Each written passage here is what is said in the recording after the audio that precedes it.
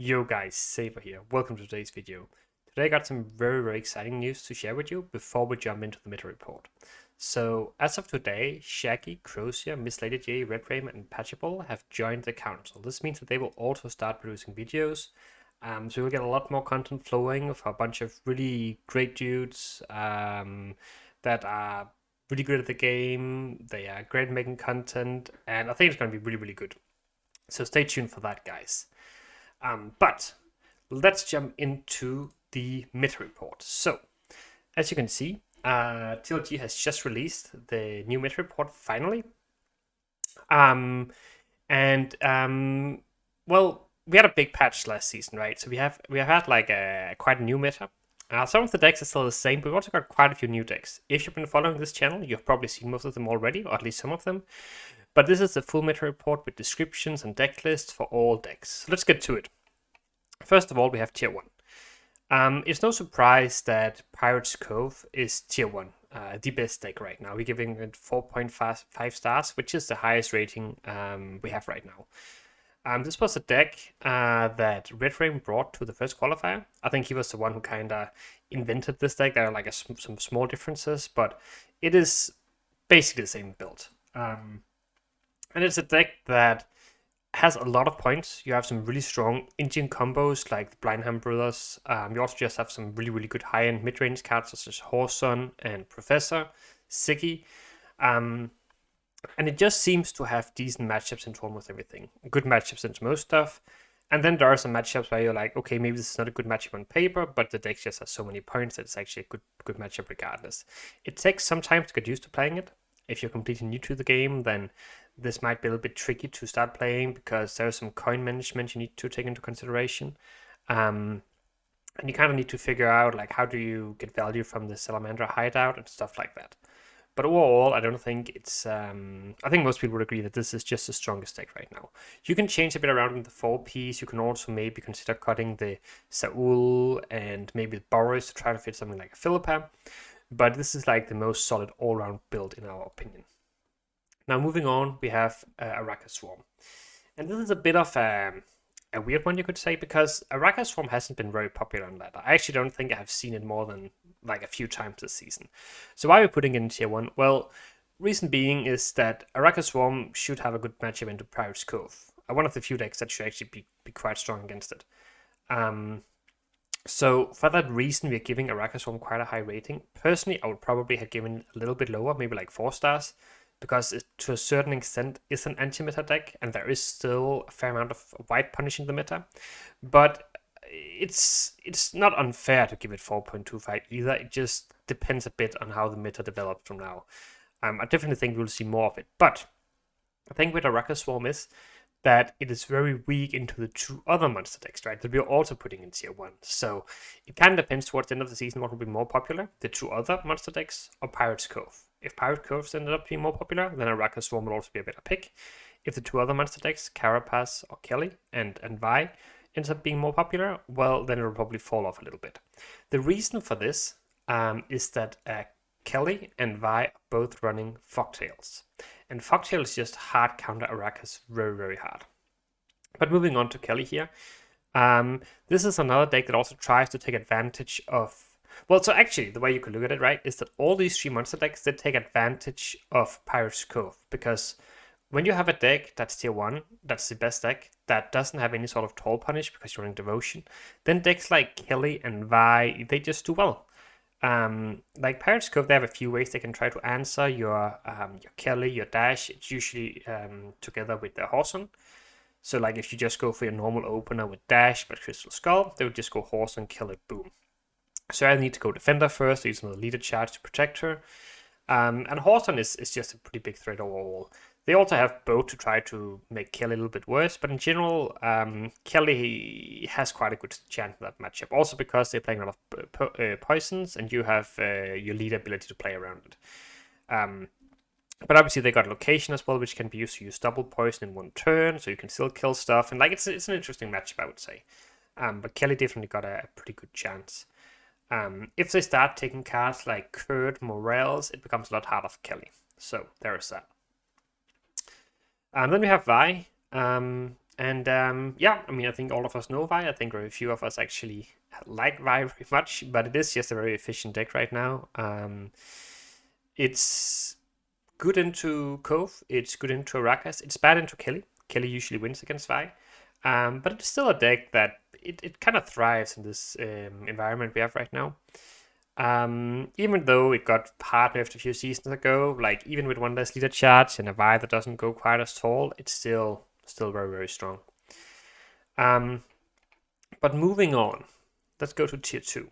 So in tier 2 we have a few decks here. First of all, we have Redea Elves. And Redea Elves was a deck that also, like, I was thinking about this sort of deck when we saw the changes to Redea. Well, not Redea directly, but rather the neophytes that now are capable of transforming into Deadeye.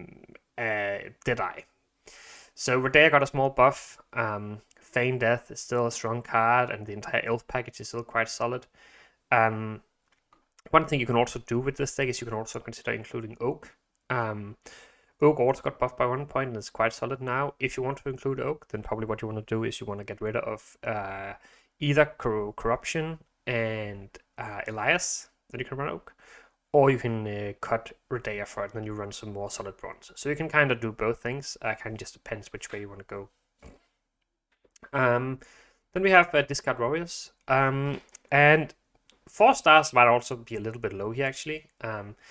It was the deck that like it's very, very popular according to pro data stats. That's one of the highest win rates together with Syndicate. But in the first qualifier top 16 it did perform kind of badly. Maybe that was just bad variance, but usually like qualifiers give a better indication of how good a deck is than ladder is, than that'll do. So I would say that maybe this is like high 4 star, maybe this is like even closer to 4.25 stars and could actually be T1. But it depends a bit on the meta again. It is like we all know Ice playing for a bunch of points. In this version, you're kicking the Blood Eagle. So basically what you're doing is you're saying, I don't need consistency cards because I have so much thinning from Burner and Coral and the 2 Skulls. This is all fine if you draw your cards, right? But if your Ice is at the bottom of your deck, you're kind of sad. So generally, I would say this deck is quite good.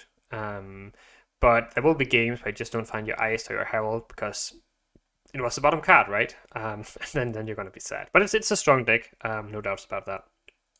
Then you have Lion's Pockets. Used to be absolute tier 1 last season, but it got some nerfs to both the Halflings and Cleaver. It's still playable. You can either go Devotion or Devotion this deck, but you kind of want to go Devotion because Horson Jr. is just so broken. The issue is that when you go Devotion, then your drill becomes super inconsistent, and I see little reason to play Line Pockets over Cove right now. So, like, sure you can play this, it's not bad, but that's just a superior Syndicate deck right now in my opinion. We're giving Trap Elves 4 stars as well. The thing with Elves is that, traps, is that it used to be very good against Skellige, for instance, because they had like a lot of reactive plays, like a Blood Eagle, Wolf Clans, these sort of cards. But the new version with the discard package is actually very proactive, so that matchup went from being super good to being quite bad. It's also not very good versus Syndicate. But you do have some decent matchup versus some monster decks. I mean, the Crushing Trap versus Arachaswarm is very good, and the Serpent Trap versus Fire is also very strong. So it might have some decent matchups, but generally I would consider this to be like a little bit on the weaker end of tier 2. Then we have Flurry Control. This was a deck that I know Wangate was playing a lot in the first few days of the patch. I was also trying experimenting with something similar to this. It's kind of funny when you look at it because you have so many 10p cards and like no like super high-end cards. It's just like very, very mid-rangey build.